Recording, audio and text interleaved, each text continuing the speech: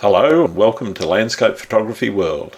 I'm Grant Swinburne and I'll be your host on this show discussing the world of landscape photography.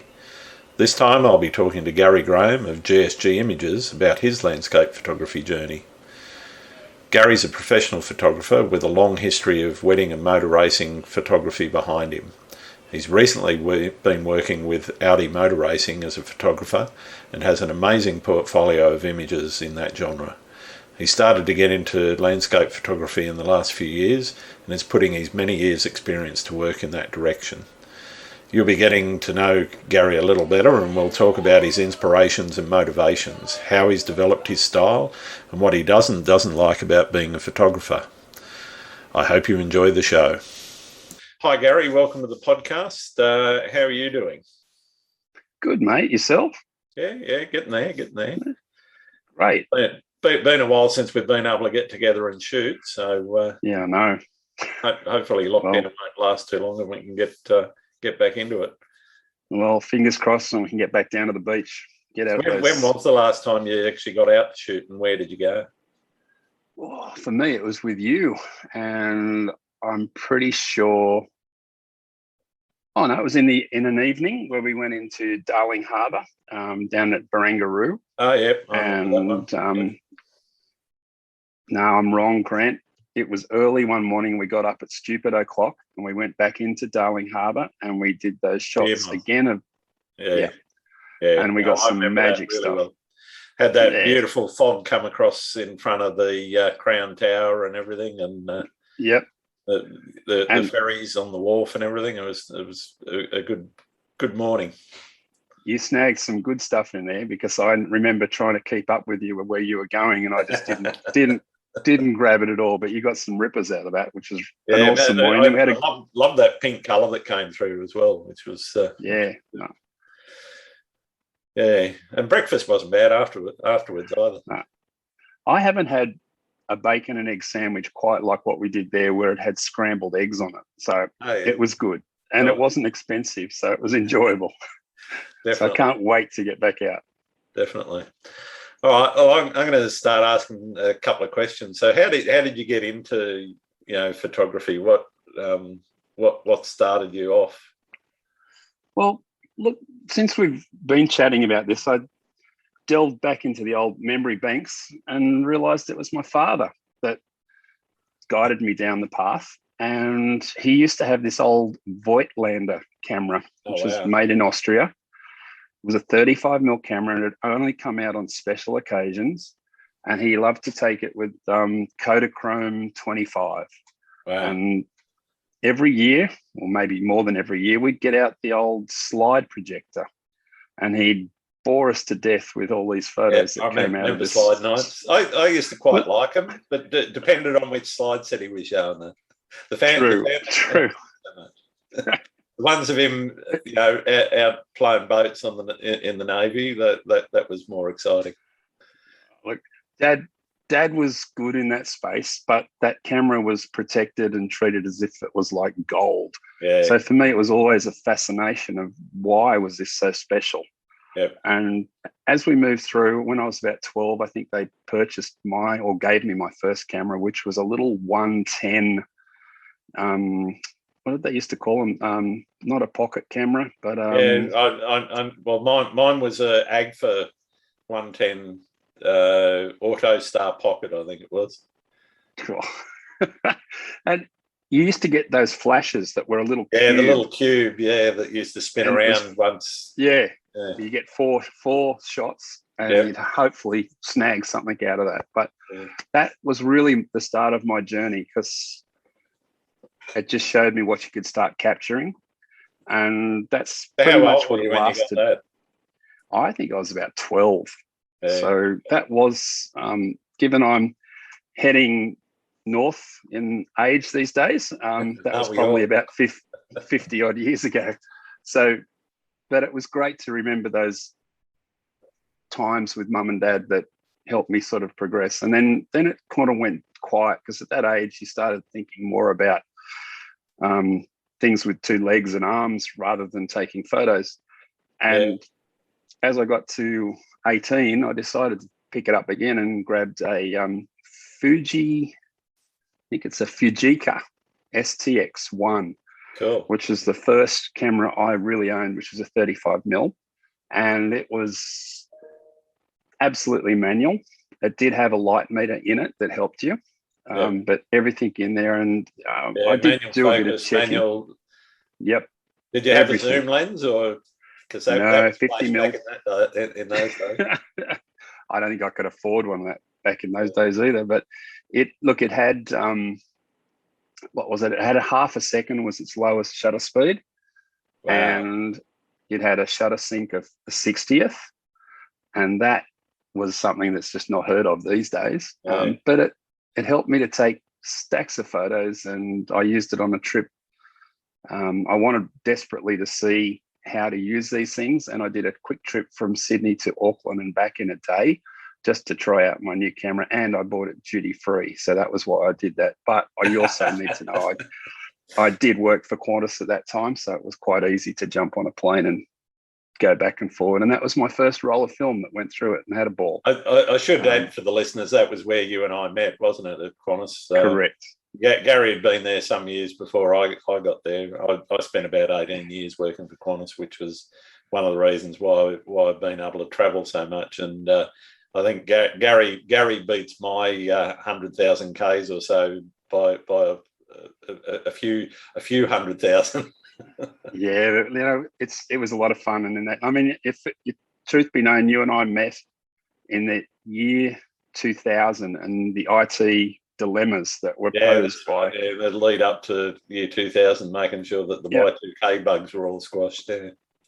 Yeah, so that was a lot of fun. But at that stage, we would always talk about digital photography, or no, maybe that was later down the track. But look, really, for me, I stuck it out with film for a long time, and I did run a business for many, many years doing wedding photography.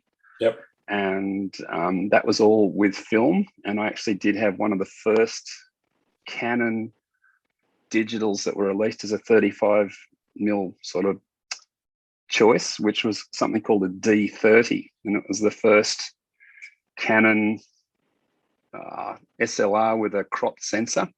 Yep. But as much as the camera was good, nothing was available that was good enough to print with it.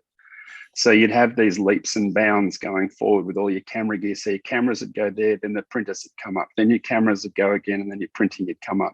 Yep. And the initial ones with your printing in those, everyone looked like they were plastic models. Yeah. And they just couldn't get the contrast right, and it was pretty ordinary stuff. But I worked quite closely with Canon to develop Sydney's operation of the Canon cameras up to a D60. Yep. And I was using my experience with working with this work with Canon to try and get ourselves to a position where the skin tones were actually acceptable. So the D60 came along. Yeah, they look like people, not creeple. Yeah, oh, that's it. So my transition from film to digital was quite an interesting and long fought challenge, I guess is the way it went. I was a believer in digital. We got there eventually, and obviously we'll go through that later on. But so it took a little while to get the tech right. The early days were a bit rough, but it took heaps to do that stuff. And even now, when I look back on it, you think, "Oh, how could they do it?" And you know, the little screen on the back that you could look to see what the image was supposed to look like. Yeah, wow. Gave you an idea. So much. Oh boy, that was about it. That was terrible, but we had a crack at it, which is good. And the other part of that was my wife actually worked for Canon, and she was in a company called Sisra, which was their, I guess, their development arm of their all their ideas that came forward from printers, medical equipment, faxes, all sorts of things, and cameras as well. A lot of it was initiated out of Australia.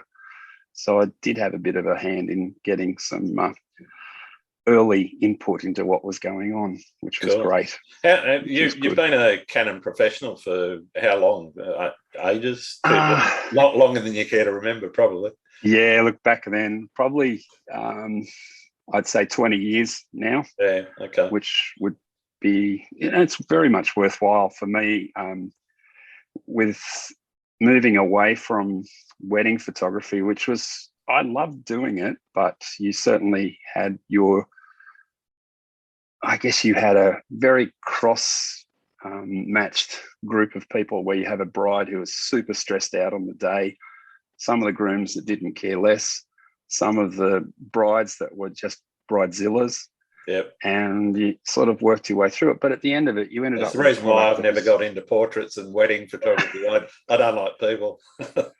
Look, today I still love doing the photography. And as you know, despite, I know we're talking about landscapes here, but I'm still very much into people and photographing them, to the point where for the last 8 years, I've been Audi Australia's race photographer.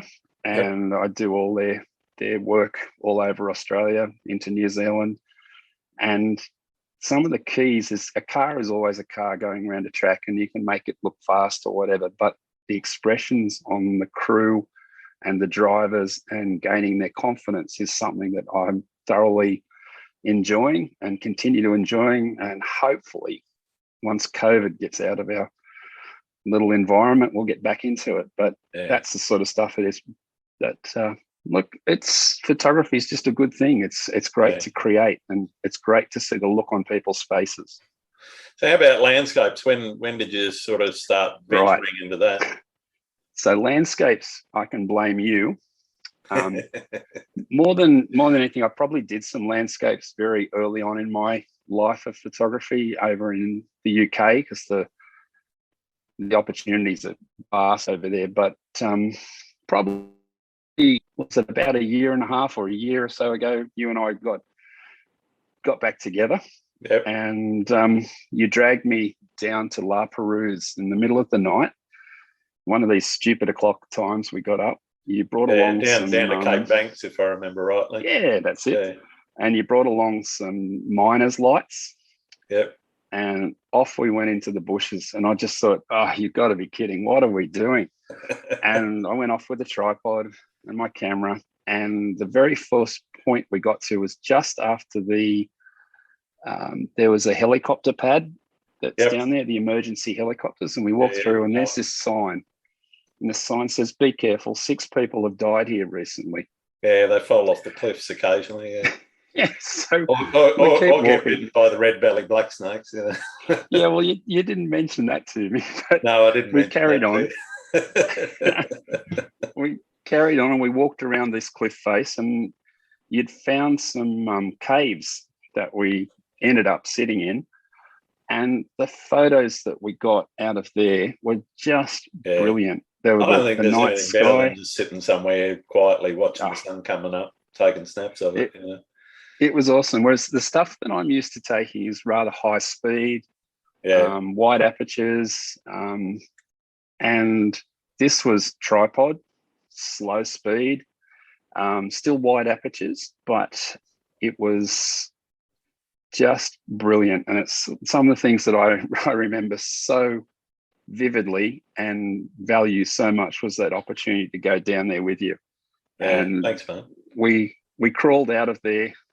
We crawled out in the pitch black, but we did it. And if you'd go back there now and you'd look, my God, what were we doing? But the photos were just brilliant that you got out of there.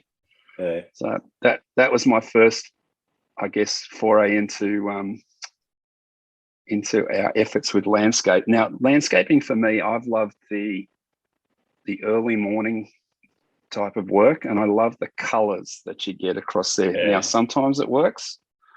It's a bit of a lottery with the weather, but I know that you should really consult the Grant Swinburne weatherman's app before you do anything, because he seems to be pretty I wish spot it was mine. I'd be making more money than I am now. But I use what's it called? Clear Skies and Windy. They're the two that I look at for the weather. But I also use photo pills and the photographer's ephemeris. That's more about that's more for things like astro and working out where the moon or the sun or whatever's going to rise or set, so you can work out. If I stand here, I'll be able to line it up with that building or that cliff face or whatever.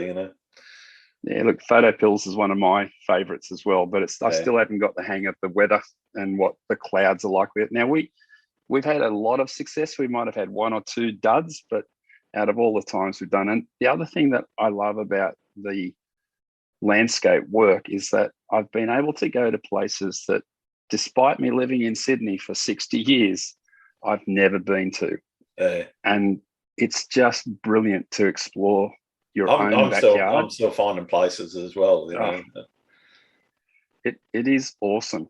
And Google Maps is great for that, though, because you can just sort of look at something and say, "Oh, that looks like an interesting structure there," or I reckon there could be some something that you can line up there that and then you get into the other apps and you can start playing around and work out. Yeah, well, if I'm there on that date, at that time, I can see the sunrise between those two pieces of rock or whatever.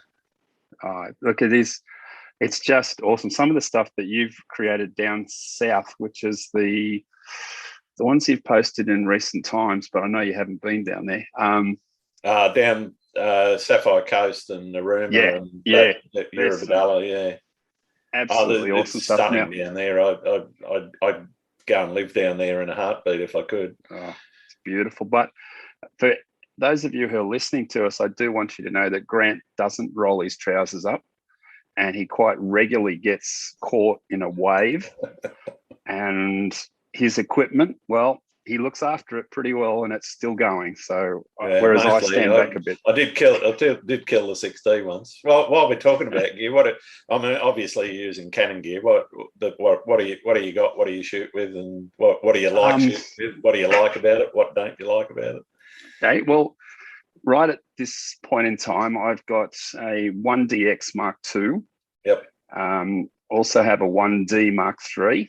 I have a 7D Mark II, a 5D Mark IV, Mark III, and original 5D. Yep. But what I like shooting with for the most is the 1DX Mark II. And that's really because it's quick, unbelievably fast focusing, and you do have to add your lenses into all this sort of stuff as well. So I've got a 400 2.8 Mark III, and that I'm looking at to see whether that'll transfer over into the mirrorless cameras coming up. But you're going to go mirrorless? I'd say there's a fair chance, as long as the financial manager approves it. We'll see how we go. That's my wife. Okay. I understand that. It's more, I like the fact that the biggest thing that I've found in the last, say, 6 to 7 years in the newest cameras is the auto ISO. Yep. And whilst when you're using in your landscape photography, you drop that down to a manual ISO.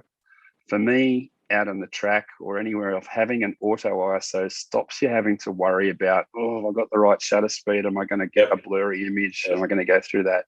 Whereas leading up to that, the 1D Mark III that I've got doesn't have that in it. Yeah. And it's always, it catches you out. Whereas with the auto ISO, it doesn't. So the newer ones coming through are pretty good. Yeah. So, which is all that. Before the 1DX Mark II, it was more a bit of a hit and miss. I'd probably, in the cars side of things, I would get maybe a 60 to 70% success rate, whereas now I'm more up around the 95% success rate on an image. But transfer that to your landscaping, well, you don't have a problem because you're on a tripod, you're slowing everything down to try and capture some movement on the image that you're taking, so that it's still got a bit of interest. And you're only going to look at what Grant does and you'll find how good he is at taking all these fantastic flow shots and finding all the right locations, which is something I'm more of a follower on that with Grant, because he's been a fantastic coach at this. And some of the stuff we've been able to create together is just brilliant. Yeah. Plus, don't forget, we get up at stupid o'clock in the morning and we go and take photos, and then we have a great breakfast after that. So that's pretty cool. That's the standard plan, isn't it? Yeah, that's awesome. What about lenses? You got a favourite bit of glass, or? Yeah, I think my most used lens. It depends a lot on what you're shooting too. It's the location, yeah. But even at the track, I've got a 70-200 2.8 series 2. And the quality that you get out of those is just brilliant. I think it's got to be one of my favourites. I picked one of those up secondhand myself recently, and over the moon with it. It's a good. I didn't go with the Mark III because apparently, from all the research I did, the only difference is the lens coating. And the hit to your back pocket. Yeah, well, aside from I didn't see the point in spending another $1,500 or whatever it is for a lens coating. The ones that we've got now, they've got that fluoride coating on it, so I think I can't see how they get much better than that. But the 70-200 is an awesome lens, and the other one that I enjoy using is I've got a 16-35 f4. Yep. Which is working well. I know you've got one that's slightly faster than mine, but that seems to be 2.8. Yeah, really good for the landscape. That's my go-to for the ultra wide, standard landscape shot. But I've been since I got the 70-200, I've really enjoyed using that for getting some of those close-ups. Things, across the harbour or whatever. If you're over at Cremorne or Kirribilli, and you can really zoom in and get a very different shot. Particularly, I also picked up I bought that new though, a 2x extender. So, bumps it up to that 400mm. The thing that I didn't realise that did though was it also expands your aperture. So you can get you can get as small as f64. But it comes with a price though, because it goes the other way as well. So instead of having you lose a bit at the faster end, But it was interesting playing around with that and seeing it. Oh, I can go to f64. What does that look like? I mean, it was okay. It just depends on what you're doing and how you're using it. But that sounds like the old pinhole camera that you used to do at school. And that's what an S64 would be looking like, I think, a pinhole camera. So what about things like filters and whatever? You got a few of them, or you? I've got an end. The only thing that I really use in the way of filters is I've got a polarizer that fits in the 400 as well as a screw on at the front that you can have for your. I've got a 100-400 lens as well. Yeah. I also have an ND8, which is quite handy if you want to slow your camera down, especially for your landscape work. But for me, with the sports racing, if I want to get the blurry actions and it's a really hot, bright day, then an ND8 on the front will help me get it down to a 60th or maybe enough to get some motion in the background, but not too much, because it's pretty hard to shoot at 100 or 50 and get that down. But when you're doing your landscaping, that seems to be, I think that's a prerequisite to have some filters to be able to drop the amount of light down that you're pulling into your camera and let you get that movement of the water and anything else that you want to try to pull in. Yeah, but that's all I have. Okay. Do you think you have a particular style that you're going for, or are you just sort of searching for that still? I think in landscaping, my style is I'm copycat at the moment off Grant Swinburne, to be honest.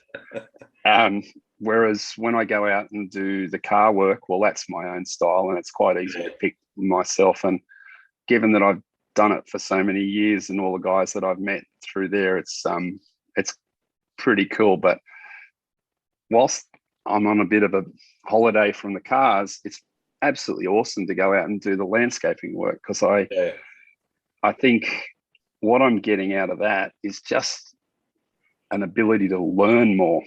and to understand how you can utilize your camera.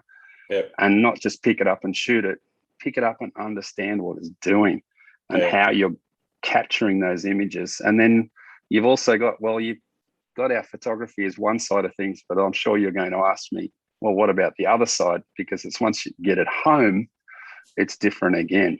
Yeah. So no, I'm copycat Grant Swinburne at the moment. You're too kind, man. So do you take in a particular? I guess just trying to frame this question in the right way. Does the processing workflow dictate the way you shoot, or does the way you shoot dictate how you process? Or the way I shoot is a mix. I actually think it's a mix. And the reason why it's a mix is I don't get enough time on the circuit to change things too quickly because the cars are coming past at a huge rate of knots.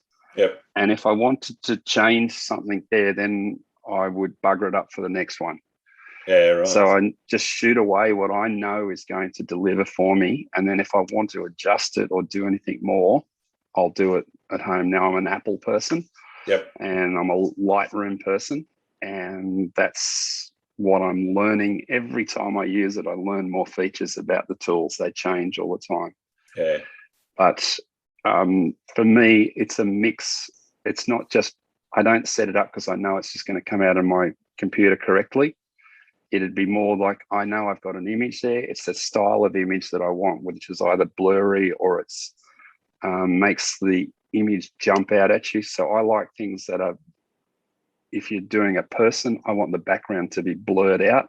Yep. I don't want you want that nice creamy bokeh that you can get. Yeah, that's it. And if I can do that, that's what I deliver. Because when I'm shooting out there, I don't take just one camera. I take quite a few with many lenses, and each one has its opportunities. Whereas if I come out with you to do landscaping, I'd probably take one camera, couple of lenses, a tripod, and that's pretty much it. But when I'm doing landscaping with you, I definitely shoot differently because it's when I get home and put it into Lightroom that the magic happens for me. Yep. Yeah. Cool. Not necessarily when you're out there. Yeah. Yeah.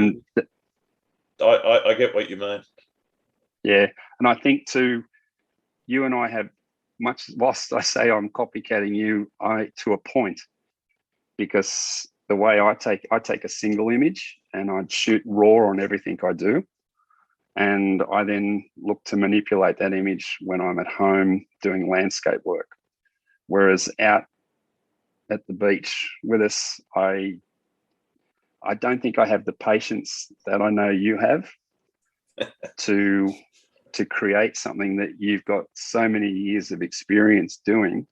That I know we've spoken lately and I'm looking to head in that direction, but I haven't done it yet because quite often I'm in awe of what we see out there and what we're capturing. That's why I love doing it. It's what you see, whether or not even if I wasn't capturing it in the camera, I'd still love being beautiful out there, just watching it. Yeah.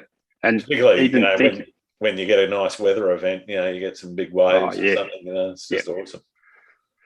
Probably the next favourite I've got is when you and I went down to South Cronulla and we got there in the morning that everything was dead still in the rock pools. And we had this incredible orange glow that came across everything. Yeah, it was a fairly clear day, but you had that beautiful orange, blue to orange gradient in the sky, and that was reflected perfectly in the pool there. That rock pool was. I was just surprised nobody was swimming in it, because every other time I go in there, there's half a dozen swimmers down there, doing their early morning dip, but. Well, they hadn't gone home from the night before. That's half the problem. One of the two. That's right. But, one of the things that what I find doing those type of photos is that what I see through my eyes isn't always in the result of the camera. Yeah. And it's so much thinking that the camera, the way it reacts to light, usually overexposes for what I see. And so you need to learn that you need to drop it down. You need to slow your exposure down. You need to really shut your lens down so that you have a longer exposure time. But even so, then it's quite interesting that it's so different when you get it home to what you see in the back of your camera. And I think that just comes with experience. And the more you do it, the more you learn that just don't take what your camera says for gospel. Now, I know your camera, none of my cameras have the fold-out LCD panel at the back of them. Yep. And that is a huge advantage to setting up your camera and your exposure, because you can see what's going on in there. I can literally put the thing on the ground and still see what's going on. Yeah. Like I showed you though with the app, you can still do that on your phone if you True. want to. Yeah, both of us are in IT. Yours just connects straight up. Mine doesn't, and it's a pain in the backside. And mind you, without all the cameras that I mentioned, the only one that has the Wi-Fi capability is the 5D Mark IV, which is built in. The 7D Mark II, you can get a little SD card and put into it. But truly, it just doesn't. As much as I love to say, "Oh, it's brilliant," I can't get the damn thing to work every time. By the time you've got it in, more lessons, man. I reckon. By the time you got it in, you missed your opportunity. So I know what you mean. Interesting. For me, it's one of the reasons why getting somewhere early is important, because it's not just you've got to find your composition, but B, you've got to set your tripod up. You got make sure your camera's level, all that sort of thing, and then I got to hook it up to the Wi-Fi to make sure. So it's probably about a 7 or 8 step process by the time I'm set ready before I can take the first shot. Unless I'm doing something handheld, but can't do many of them at 4 in the morning. No, not really. And you need to make sure you haven't damaged your cameras when you slip on the rocks and fall on the backpack. Yeah, well, that's okay. That doesn't help either, does it, Gary? Doesn't help either. You got to keep smiling. Wow, that's cool. Do you have a favourite spot to shoot, or Look, for me, I love the ocean. So for me, it's the waves breaking on the rocks. The rock pools that we've been finding, and sunrises seem to just put a smile on my face, and I just get a real buzz out of taking them. So that for me is what I thoroughly enjoy at the moment. And sunsets, well, we haven't had too much success with sunsets. There was a nice one tonight. It really was there? Yeah, it annoyed me because of lockdown, and I can't go out and shoot it. No, there's some lovely pink and orange in the sky, and grumble. Anyway, nothing can be done about it. So no, just have to get through this little stage, and hopefully we come out the other side of it okay. Yeah, just good. So what's the most important element to your photography, and why is it so important? For landscaping, I think it's the composition, and especially when we go down to the beach, I'm looking for something that draws your eye around the photo. So instead of it just being one central point, I'm trying to find multiple areas in the image that just creates some level of interest. So it's not just it's just a bit of some waves and a sunrise. I'm trying to get your eye to sort of move around the print as it comes out. So if someone's got a print of ours and they want to display it, that's fantastic. But it's more having somebody see what you've done and provide some feedback that's positive or negative, doesn't really matter, but to go where they're really enjoying what you've created. And that to me is a real buzz. And that's with the landscape is something that's really cool to have. And from my other stuff that I do, it's just the feedback that you get from the guys where they've got an expression on their face or whatever it is, and they appreciate the effort that goes into it, because it's not something that anyone can just pick up and do. You can have a real estate photographer yeah, that's cool. But can you go down to the beach and grab something like what you've been able to do? No. Yeah. Some can, And some can't. It depends yeah, on what they're into. Yeah. very much. And it's different horses for different courses.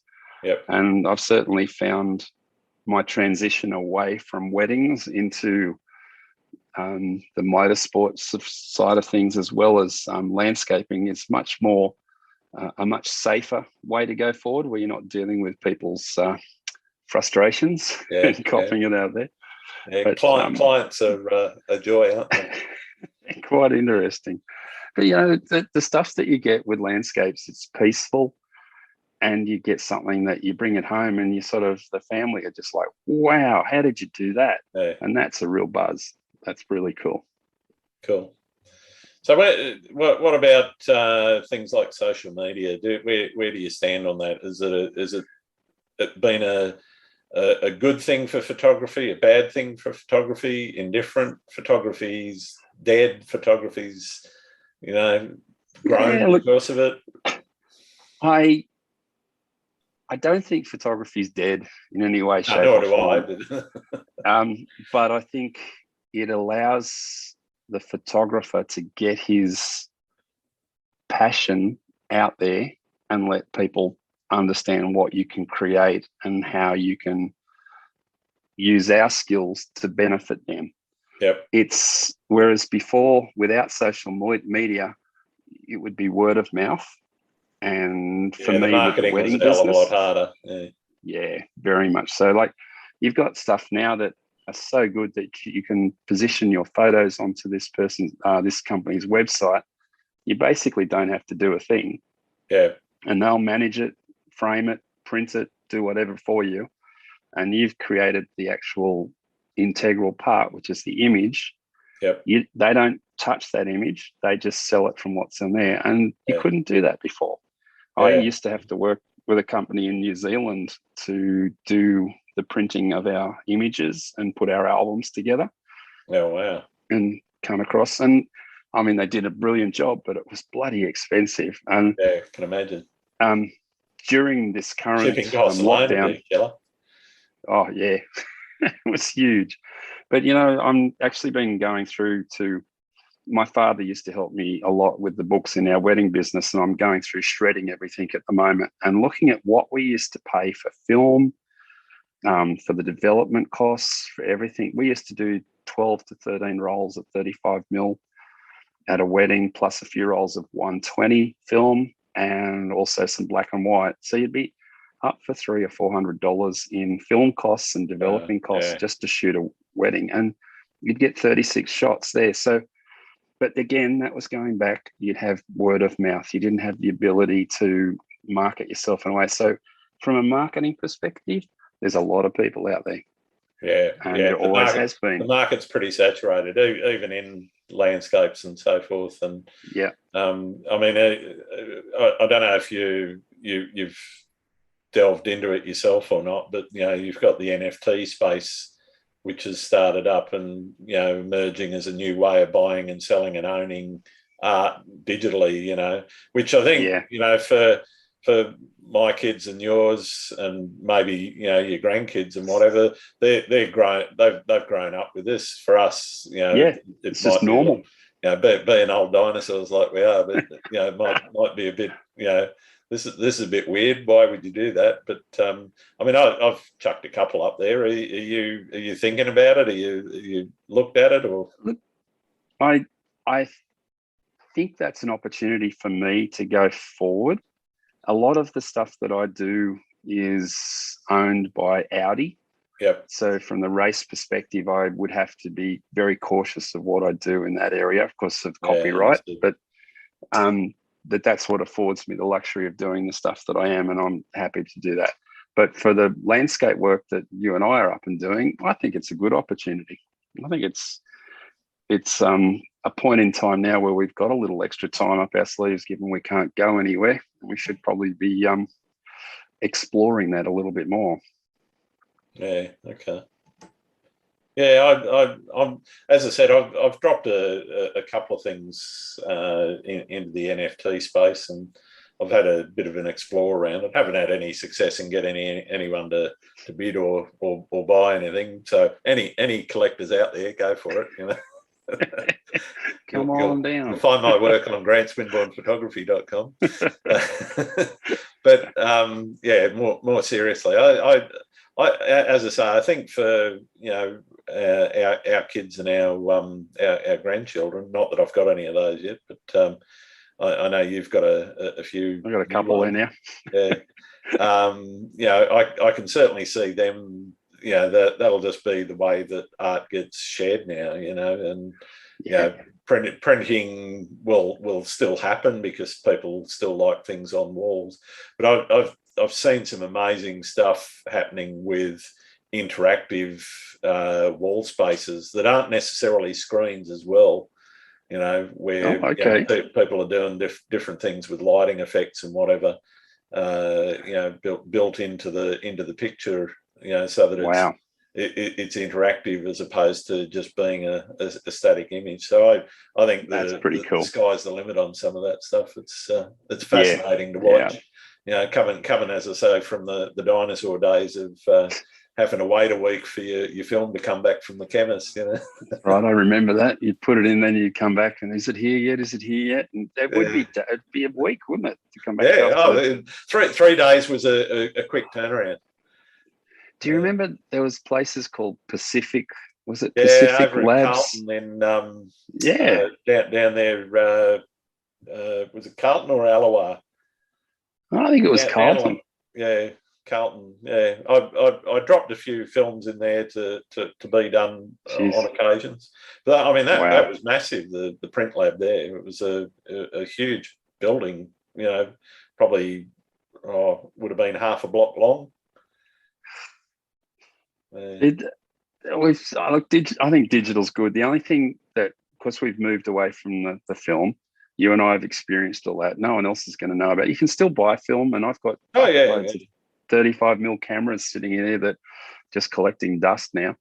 I've got the original EOS 5s, and and I think they brought out one that I've got too, which is a 5 that had eye focusing in it as well, which I believe is coming in the new R3 that they're bringing out. But if you need your eye to help you focus, or to put your eye on where the object is going to be, give it away. It's not worth it. So anyway, so what pretty cool.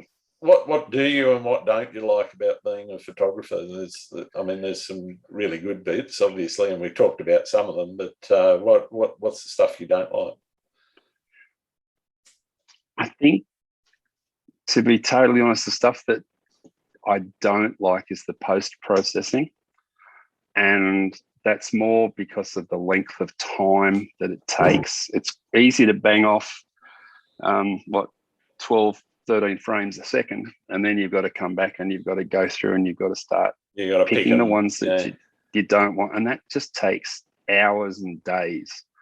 And that's the bit that I find a little challenging. Whereas whilst we do our landscape work, we're not doing 13 frames a second. You're not doing 2,000 frames a day. Heaps better. Yeah. And the thing that is just a little bugbear for me is that once I've done my work, I need to push it over to Germany. The internet to play with. It's just a joke, and it just goes.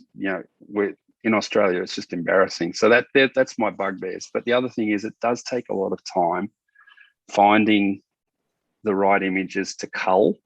Yep. Finding the right images to put out there to be accepted. Finding what's a keeper and what's not. Yeah. That's the bit that I think it's a labour of love in there, unfortunately. Love taking the photos, not necessarily all the rest of the stuff that goes along with it, and making sure you put in place a process that will enable you that in 2 years' time, when someone comes to you and says, hey, have you got a shot of this car on this day at this event? And then you've got to go and find it. Yep. So it's good file management and structure that you need to have in place. And whether you store it on your own premises or you throw it up in the cloud, that's another little discussion we should have down the track. Yeah, no worries. Yeah. So what do you like to do when you're not out shooting? What's your downtime from photography, which is downtime? It's just working around the house, to be totally honest. Like right now, I'm painting my office. Oh, okay. So taking the opportunity to do things like that. But look, I have 2 fabulous grandchildren that have arrived recently, so that takes time with both of my grandsons. But you know what? I'm taking photos of them too. So it's a big part of my life, and it's a big part of my wife's life as well. And she gets a thrill out of the stuff that we do. So I don't know. When you say my downtime, it's either gardening, but I do it. You've got to do it, or mucking around with my camera equipment. So cleaning it. yeah. Well, that's for you. Yeah, I'm always cleaning my gear. Just one for everyone out there too. At Christmas time this year, I became a little extravagant and bought one of those cabinets that it's like a dry cabinet. Yeah. And I keep all my gear in that, and it's all locked away. And so far, so good. No mold, no nothing. But let's see what happens in a year. Does it dry the seals out? Does it dry things? I don't know. We'll have to see. Yeah, it'll be interesting to see how they come out when we get out of lockdown. Speaking of lockdown, how are you handling the pandemic? Look, at the moment,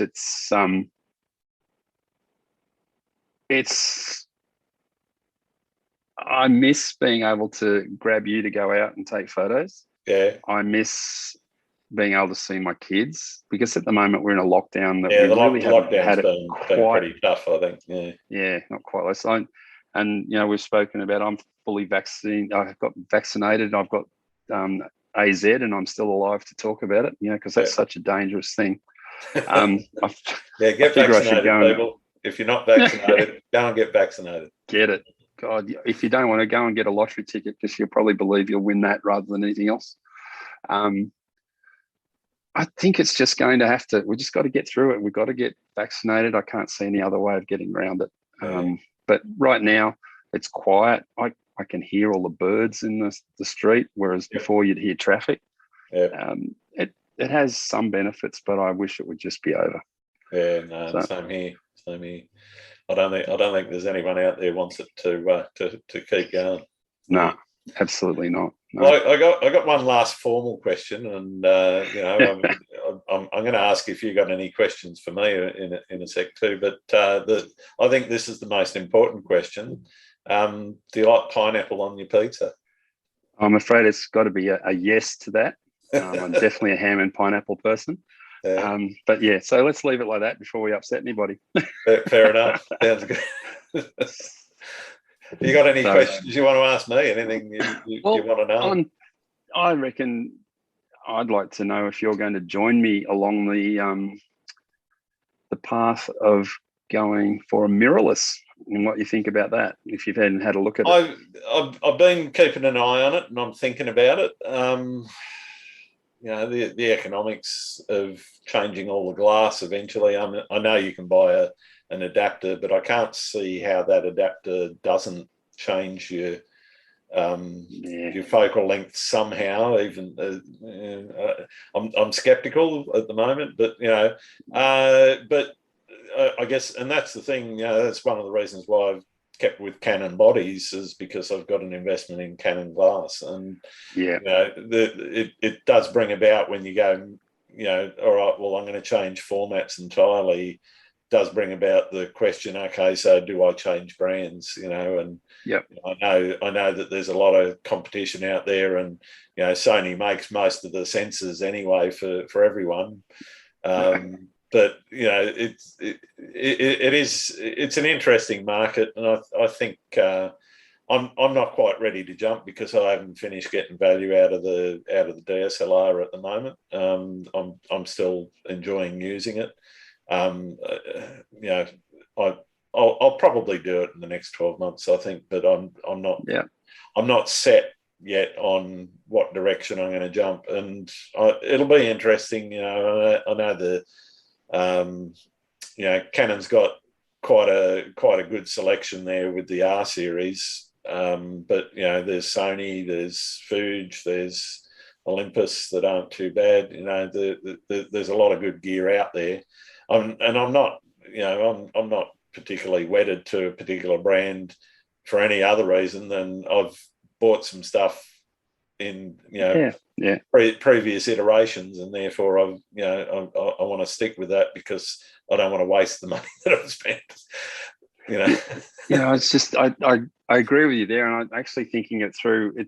I guess it doesn't matter what brand of camera you've got, especially when you put into the effort that I know you do with your post processing.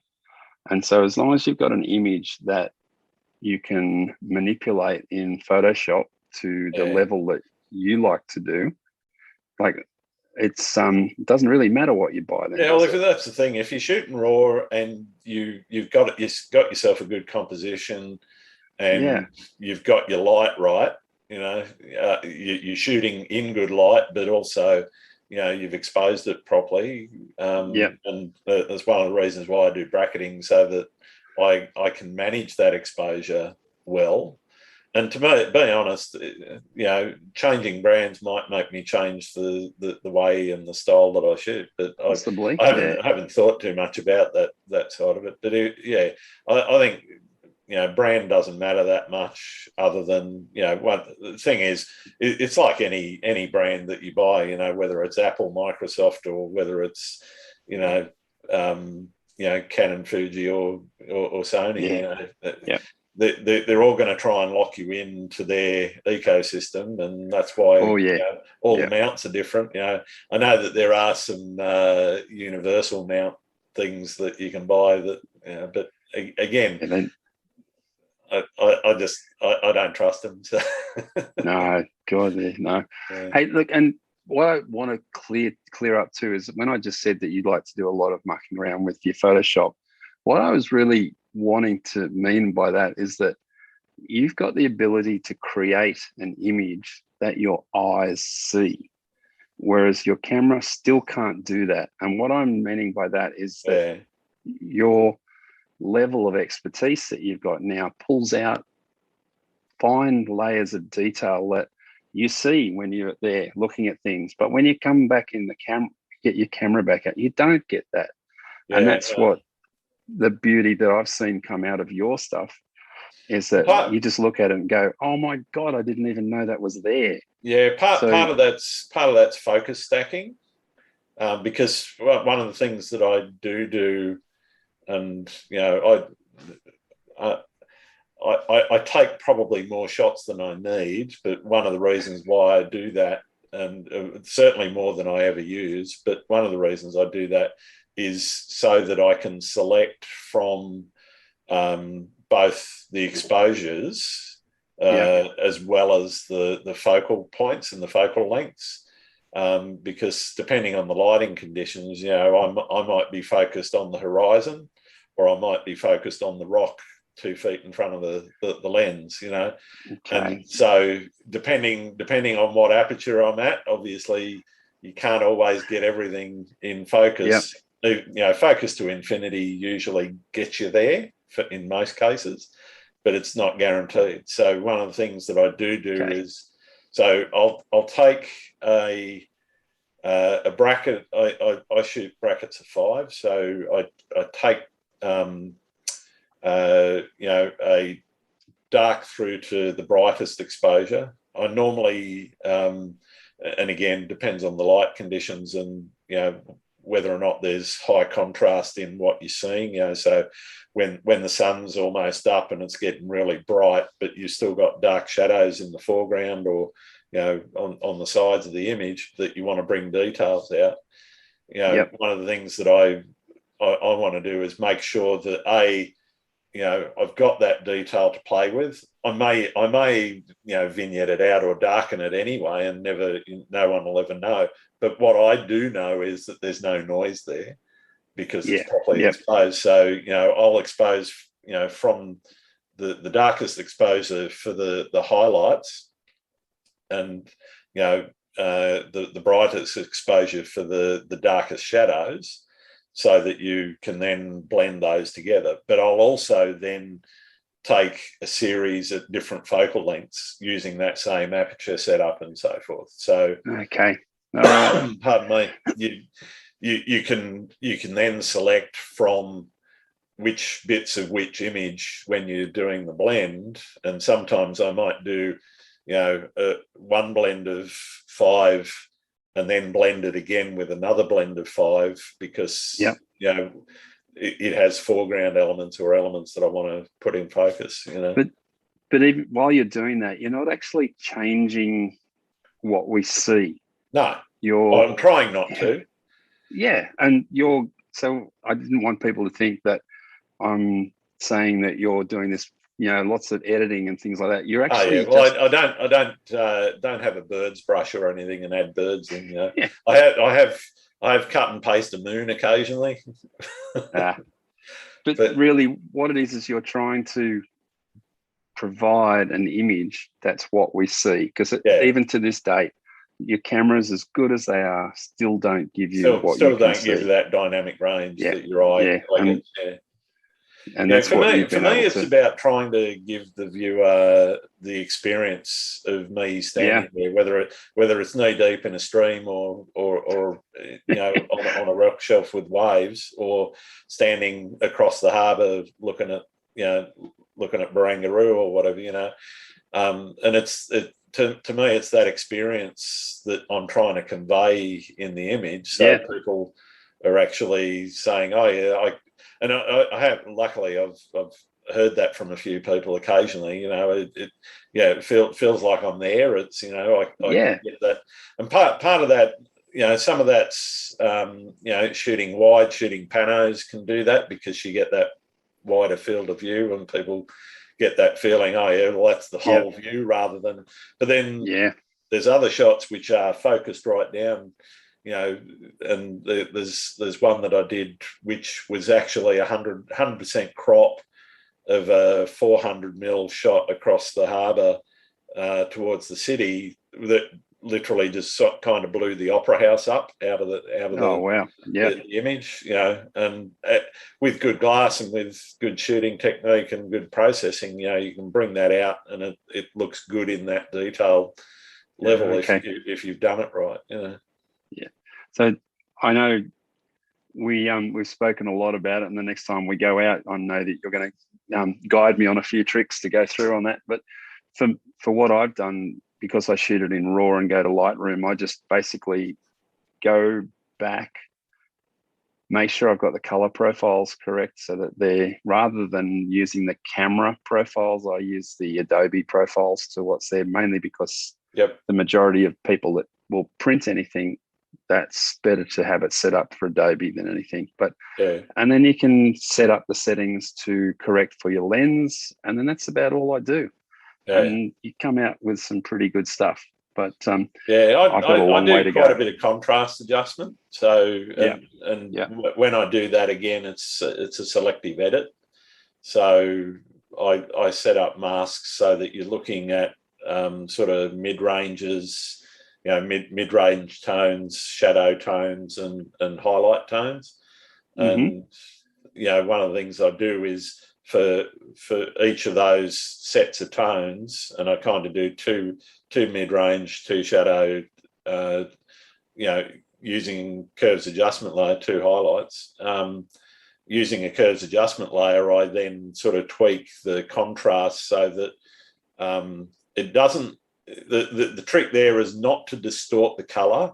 You can get color distortion when you're doing that, but if you're subtle with those curves rather than being and there's also techniques that you can use like blend if, where you can actually protect the darker, let's say, you protect the darkest shadows or the brightest highlights from being affected by that curves adjustment layer as well. So there's just little tricks and techniques that I use to sort of, get the contrast that I want. Because I usually do I mean, it's not necessarily massive contrast, but I like a bit of contrast, particularly on the edges, and to give you that detailed view. Make it jump.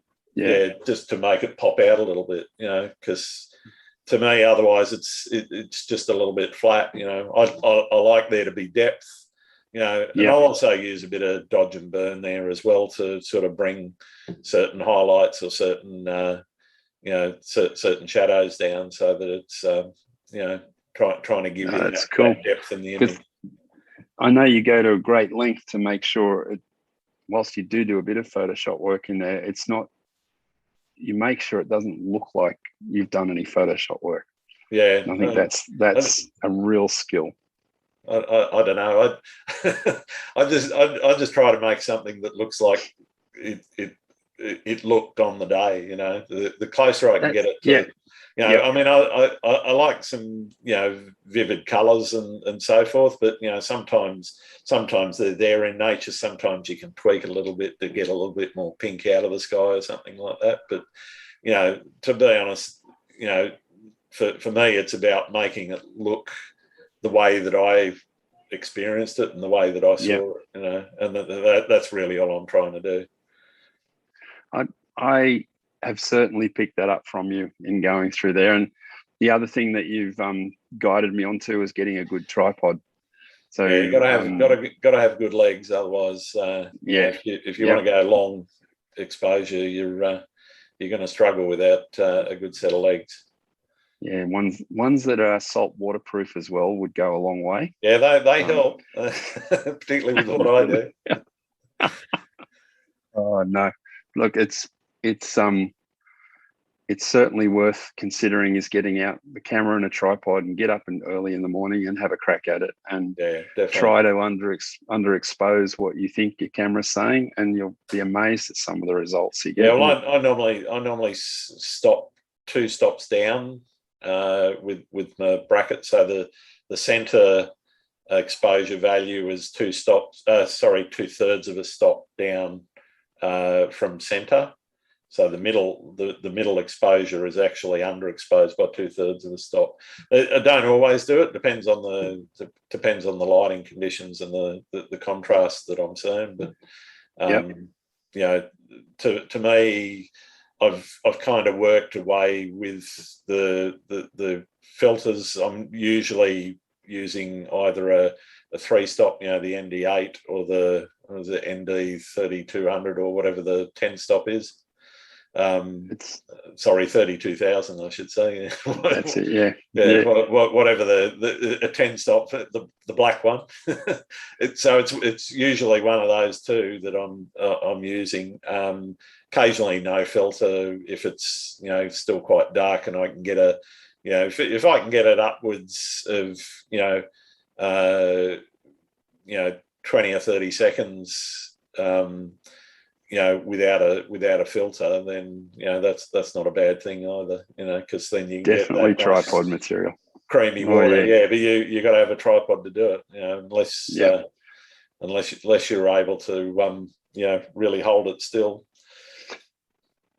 Oh, no, I mean, even if you don't have a tripod, I know some people take like a little bean bag sort of thing, those wheat bags. I've seen those, yes. Yeah. So what you can do is you can actually rest your camera on that. If you want to get down low, or you want to set it up, and it just sort of nestles in there, and you can set yourself up. And as long as you got either a remote release or a wireless release or whatever, then you can you can shoot those long exposures without a tripod. Yeah. But I don't want to carry that kind of weight around.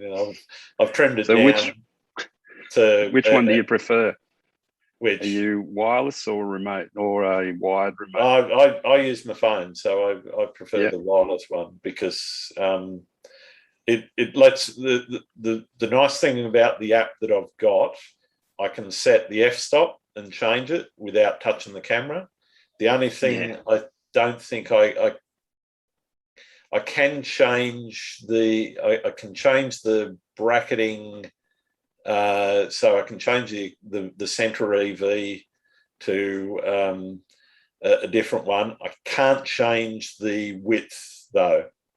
So I normally spread them out 2/3 of a stop. So each exposure is 2/3 of a stop apart. And right. then I normally step that down 2/3 of a stop. Okay, and that gives you your 5. Complex. And that 5 gives me the right dynamic range for most conditions. There are some conditions where I throw that out the window and it's centre EV, or sometimes I'll go even darker. I'll go a full stop down, or sometimes even further if the lighting conditions sort of demand it on the highlights that or the shadows. So depending on it's a thing that I've kind of learnt to do with shooting the way that I do, is you kind of read the conditions, and and that's just come from a few years of taking lots of shots, bringing them back, seeing what the result looks like, and then working out, okay, well, next time I'll go and do something slightly different, and I'll try a bit of experimentation. So it's the only way to learn, as far as I'm concerned. No, I agree with you completely. And I do have a challenge for you. Yeah. I need both of us to find, as the summer conditions arrive, I need to get some lightning photos. Yeah, I haven't had much luck with those. I haven't. No, me either. Haven't been out in a storm. I'm usually staying dry. But it's something that I want to do.